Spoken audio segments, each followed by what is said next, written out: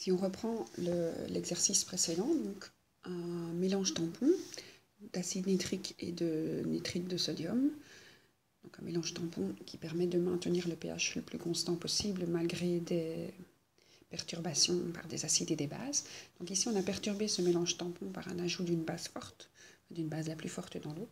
Donc on a ajouté 10 ml de NaOH 0,5 molaire, on avait obtenu une variation de pH de 2 centièmes, donc un pH très stable malgré l'ajout d'une quantité assez importante de base. Et donc ce que je vous avais proposé, c'est d'aller plus loin dans l'exercice. Donc l'exercice de la vidéo précédente, c'est celle qu'il y a dans le livre.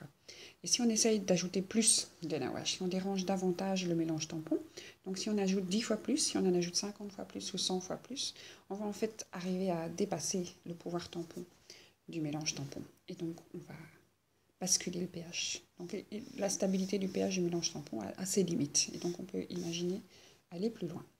Donc si jamais on reprend donc le même exercice, donc l'acide faible, donc il y a une présence, les espèces présentes dans la solution sont un acide faible, une base faible qui provient du sel et une base forte qui provient de l'hydroxyde. Et donc quand on a une réaction acide-base, ce sera entre l'acide et la base la plus forte. Donc on a mis ceci ici dans l'équation. L'acide, la base la plus forte, qui donne la base conjuguée. Donc l'acide donne son H et la base prend le H. Et donc on a le nitrite et de l'eau. Et donc on va maintenant prendre l'exercice où on n'ajoute pas de NaOH 0,5 molaire mais 5 molaires. Donc si on part d'une concentration 5 molaires et qu'on en prend 10 ml, 0,01 litre, on obtient un certain nombre de moles de 0,05 moles. Alors, quand on fait réagir une base forte avec un acide, fort ou faible, la réaction est considérée comme complète et donc tout va disparaître. Dans les réactions acide-base, les coefficients sont souvent et presque toujours de 1. 0,05, on va consommer toute la base. Alors, au niveau de l'acide qui était présent pour réagir avec cette quantité-ci d'OH-, on avait dans l'exercice 0,25 moles au départ. Donc ça, c'est mon nombre de moles de départ. La variation, comment est-ce qu'ils apparaissent et disparaissent, c'est ce qu'on a à la fin. Donc ici, il disparaît à ce rythme-ci, enfin, avec ce même multiplicateur. Oups. Donc ce chiffre-ci est le multiplicateur du problème stoichiométrique. Et donc on n'a plus que 0,20 au lieu de 0,25. Alors ici, on avait du NO2. Donc d'habitude dans les problèmes stoichiométriques, on démarre avec des zéros. Mais on avait du NO2, 0,2. Et le produit ici apparaît au même rythme que les autres. Et donc on a maintenant 0,25. Donc en fait on a basculé. On avait plus d'acide, moins de base. Maintenant on a moins d'acide et plus de base. Pour calculer le pH d'un mélange tampon, je ne considère pas les quantités d'eau dans ce problème stoichiométrique. Alors le pH d'un mélange tampon, la formule a déjà été utilisée 2 fois dans l'autre vidéo. Donc c'est pKa plus logarithme de la concentration de la base sur la concentration de l'acide. Mais on peut aussi utiliser le nombre de moles de la base sur le nombre de moles de l'acide. Ok, alors si on fait ce calcul, le pKa de ce couple, dans le mélange tampon c'est toujours un couple d'un acide et de sa base conjuguée, 3,3, plus le logarithme, cette fois-ci de la concentration de la base qui est de 0,25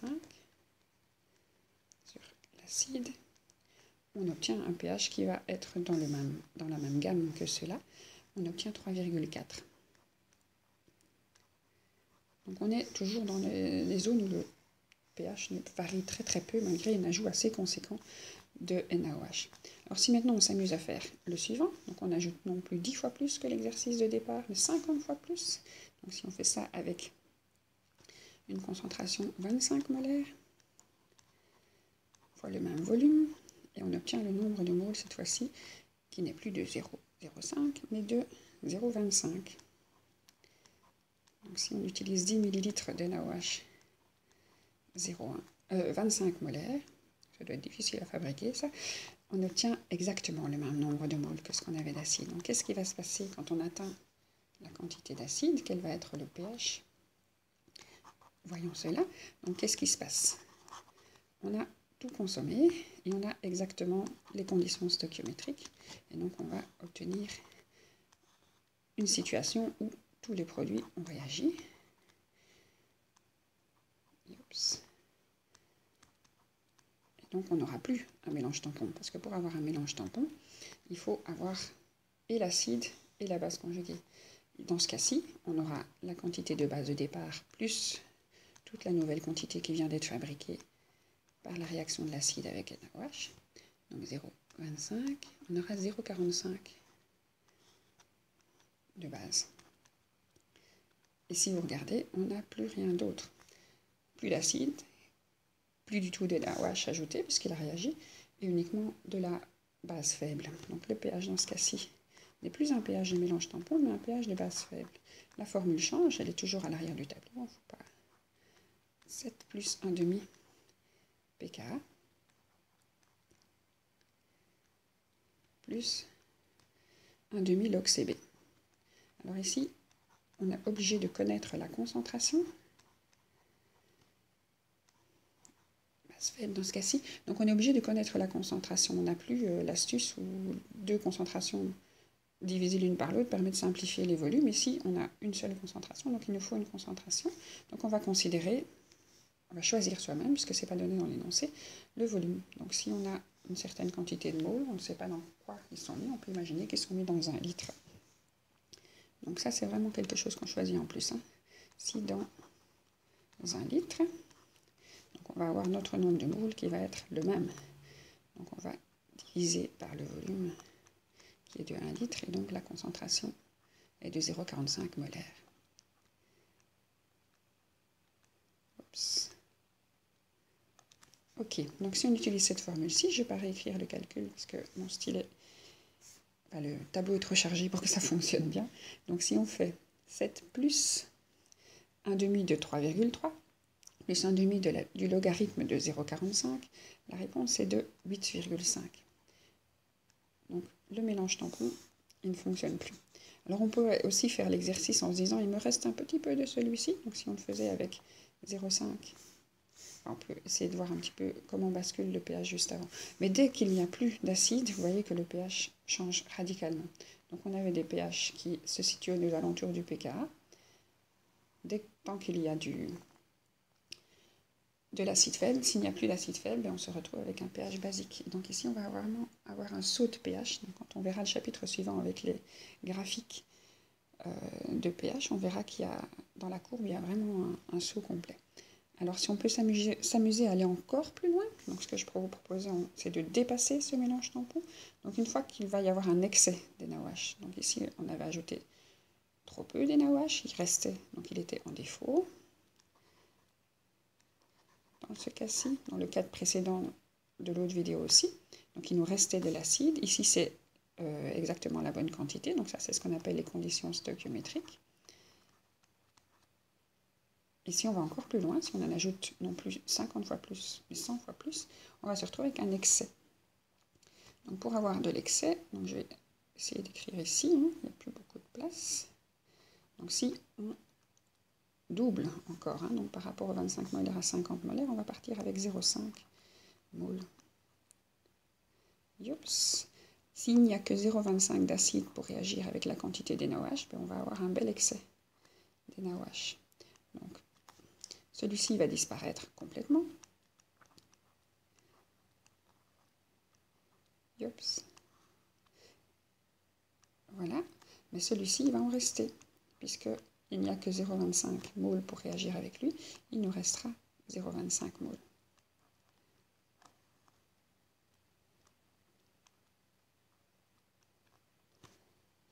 Voilà. Et de la base, il y en aura aussi 0,22 plus 0,45. Pardon, 0,20 plus 0,25, ça va nous faire 0,45. Ok, donc la quantité de base ne saura pas aller plus loin puisqu'elle provient de l'acide. Si on a déjà utilisé tout l'acide ici, la quantité ne changera pas. Hein. Alors, ce qui va changer pour le calcul du pH, quand on n'a non plus un mélange tampon, non plus une base faible seule, mais maintenant un mélange de deux bases, un mélange d'une base forte et d'une base faible, pour le calcul du pH, ce qui va prédominer, c'est la base forte. Donc on peut prendre le calcul l'autre formule, la formule pour la base forte, qui est de 14 moins log de CB. Ou plus, pardon, log de CB. Oui, plus log de CB. Donc pour les formules de base forte, voilà. Et donc si on fait ce calcul-là, on se retrouve encore beaucoup plus haut. Oups, donc 13,4.